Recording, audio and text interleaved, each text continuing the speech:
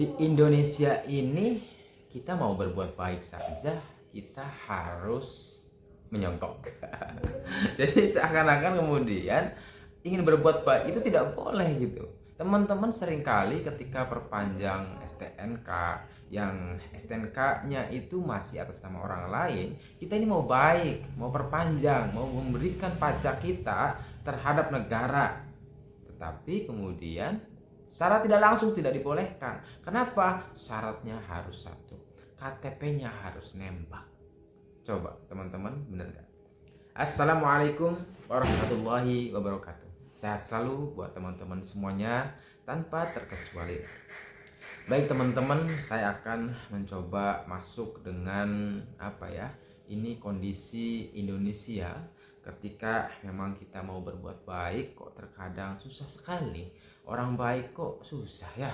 Padahal kita ini dianjurkan oleh setiap agama, diajarkan oleh setiap agama untuk selalu berbuat baik, bersosial yang tinggi, ya enggak, bertenggang rasa, saling hormat menghormati. Tetapi kok kenapa faktanya itu kalau ingin melakukan suatu kebaikan kok ada aja ganjalannya? Ada beberapa yang nanya kepada saya kemarin-kemarin via telepon dan WhatsApp. Kang, katanya, saya ini ingin memperpanjang STNK saya. Ada yang mengatakan mobil saya, ada yang mengatakan motor saya. Saya kan sudah niat baik nih, mau perpanjang nih ke negara, coba tepat pajak.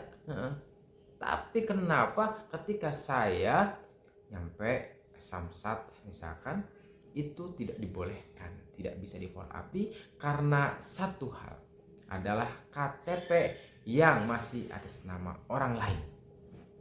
Dan akhirnya sebuah upaya daripada oknum menawarkan adanya tembak KTP, ya teman-teman. Apakah nanti juga teman-teman punya pengalaman seperti itu atau tidak? Kemudian teman saya ini negosiasi dan sebagainya, KTP daerah itu lumayan juga ya, 300. Dan juga di dalam pengalaman teman saya yang lain, KTP DKI Jabodetabek itu ada sekitar 600.000 lah ya. Nah, jadi teman-teman, kalau teman-teman bayar pajaknya aja katakan mobil itu 3 juta, maka belum cukup hanya 3 juta saja. Teman saya itu harus membayar nembak KTP-nya. Karena itu adalah wilayah Jabodetabek, maka nembak KTP-nya 600.000. Ya, berarti 3 juta plus 600.000. 600.000 itu cuma-cuma. Siapa? Untuk siapa itu uang 600.000? Ya oknum. Inilah ya teman-teman, memang kita tidak terlepas dengan adanya pungli memang. Tetapi mbok ya, ini kan adalah tugas negara. Kita ini mau berbuat baik, mau tepat pajak, mau bayar pajak, ya enggak? Kok malah dipersulit?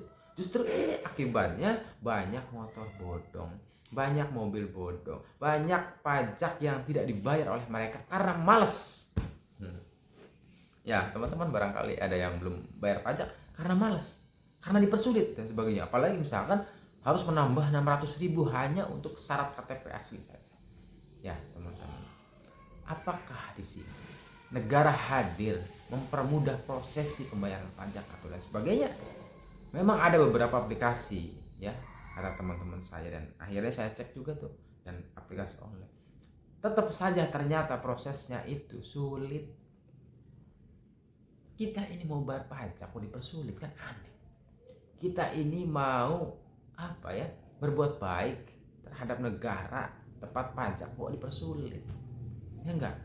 Solusinya pertama adalah negara harus turun memonitoring apakah memang yang demikian salah satunya adalah pungli itu terselesaikan dengan baik atau tidak.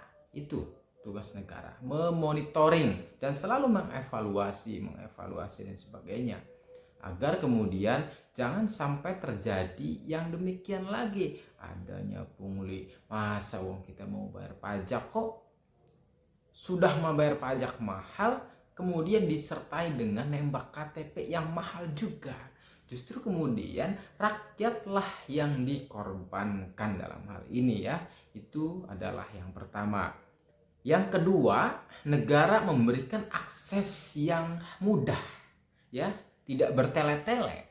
Bagaimana kemudian setiap masyarakat ini diberikan jalan yang tidak bertele-tele untuk membayar pajak. Misalkan di dalam sebuah aplikasi membayar pajak tanpa adanya misalkan KTP asli atas nama STNK itu bisa membayar pajak dan lain sebagainya. Nah, artinya kan ini adalah jalan yang sangat sederhana bagi masyarakat Indonesia secara keseluruhan, sehingga kemudian ada tafsir, ada image dari masyarakat Indonesia secara keseluruhan. Oh iya, ternyata bayar pajak mudah. Jadi bagi mereka yang mau memperpanjang atau bayar pajak tersebut itu apa ya, secara ghiroh itu ingin membayar pajak dan seterusnya juga membayar pajak, kan begitu. Ya, itu sekali lagi berikan akses yang mudah bagi masyarakat secara keseluruhan agar kemudian masyarakat ini membayar pajak dengan tepat waktu. Yang ketiga, apabila 2 poin di atas itu tidak diberikan, tidak diimplementasikan, maka ada 2 kemungkinan menurut saya.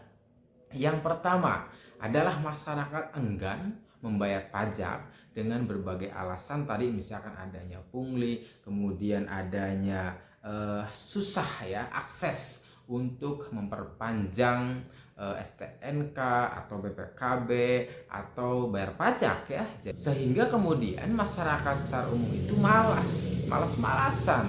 Untuk itulah katanya mau bayar pajak aja susah amat, mendingan uang ini untuk usaha yang lain, untuk belanja yang lain. Itulah tafsirnya, itulah image yang berkembang di masyarakat nantinya begitu.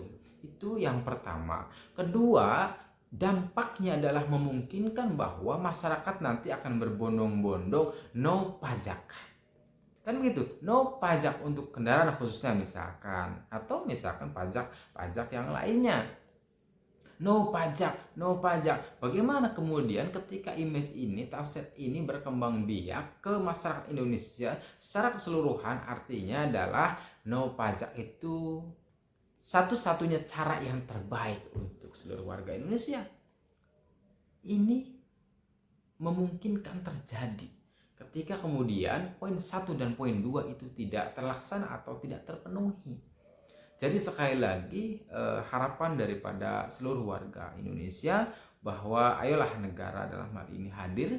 Pertama adalah memonitoring, berantas itu pungli-pungli yang ada, kemudian permudah akses itu untuk membayar pajak, karena masyarakat sebenarnya ingin akses yang mudah dan sederhana untuk membayar pajak, tidak lagi diberatkan dengan pungli-pungli yang ada itu, tidak diberatkan dengan akses-akses yang sangat sulit ya. Itu ya, mudah-mudahan ini didengar oleh negara dan kita semua menerima manfaat dari semua itu. Terima kasih. Wassalamualaikum warahmatullahi wabarakatuh.